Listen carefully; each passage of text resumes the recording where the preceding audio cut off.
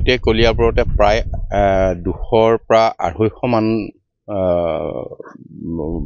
উপাসনাস্থলীত ধৰ্মীয় অনুষ্ঠানত আমি উপাসনাস্থলীলে মুখ্যমন্ত্ৰীয়ে আগবঢ়োৱা অনুদান আৰু বিধায়ক পুঁজিৰ অনুদান আৰু অসম দৰ্শনৰ অনুদান এনেকে বিভিন্ন অনুদান আগবঢ়াবলৈ আমি আঁচনি লৈছোঁ। তাৰে আজি কুঠৰি পঞ্চায়ত আৰু আমগুৰি পঞ্চায়ত আজি সম্পূৰ্ণ কৰা হৈছে।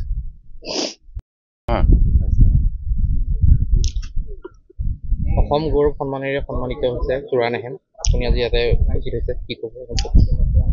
চোৰানেহেম আমাৰ কলিয়াবৰৰ গৌৰৱ আছিল, আজি অসমৰ গৌৰৱ।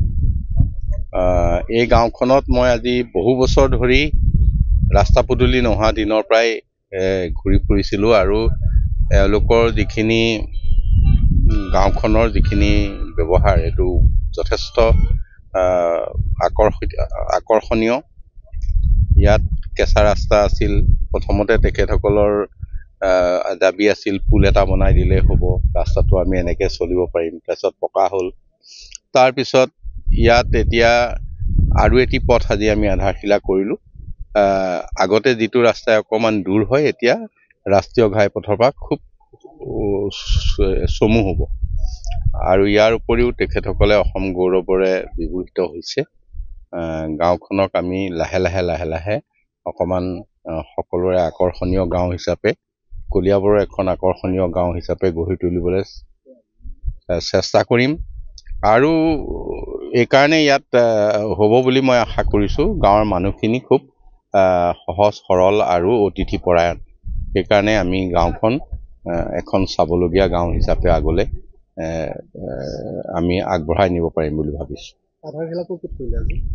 আজি আধাৰশিলা একেবাৰে আমি জগদম্বা বাগিচা, বুঢ়াপাহাৰ বাগিচা, আমি ইয়াতে এই চোৰানাহামলৈ অহা পথটি আৰু কেইবাটাও চিকনি বাগিচাটো আছে। ঠিক তেনেধৰণে আজি কেইবাটাও পথৰ আমি আধাৰশিলা কৰিম।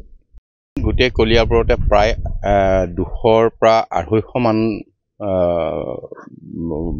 উপাসনাস্থলীত ধৰ্মীয় অনুষ্ঠানত আমি উপাসনাস্থলীলে মুখ্যমন্ত্ৰীয়ে আগবঢ়োৱা অনুদান আৰু বিধায়ক পুঁজিৰ অনুদান আৰু অসম দৰ্শনৰ অনুদান এনেকে বিভিন্ন অনুদান আগবঢ়াবলৈ আমি আঁচনি লৈছোঁ। তাৰে আজি কুঠৰি পঞ্চায়ত আৰু আমগুৰি পঞ্চায়ত আজি সম্পূৰ্ণ কৰা হৈছে।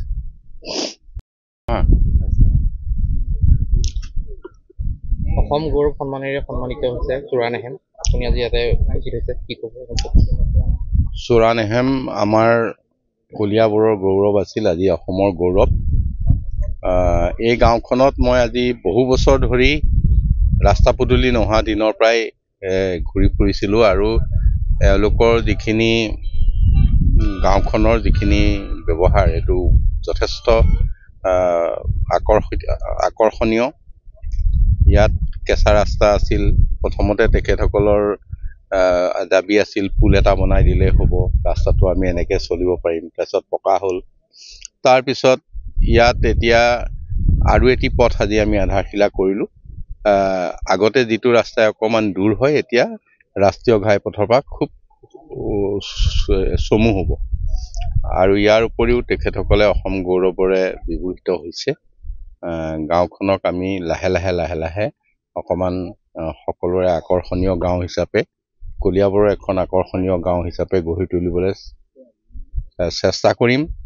আৰু এইকাৰণে ইয়াত হ'ব বুলি মই আশা কৰিছোঁ। গাঁৱৰ মানুহখিনি খুব সহজ সৰল আৰু অতিথিপৰায়ণ। সেইকাৰণে আমি গাঁওখন এখন চাবলগীয়া গাঁও হিচাপে আগলৈ আমি আগবঢ়াই নিব পাৰিম বুলি ভাবিছোঁ। আধাৰশিলাটো ক'ত কৰিলে আজি?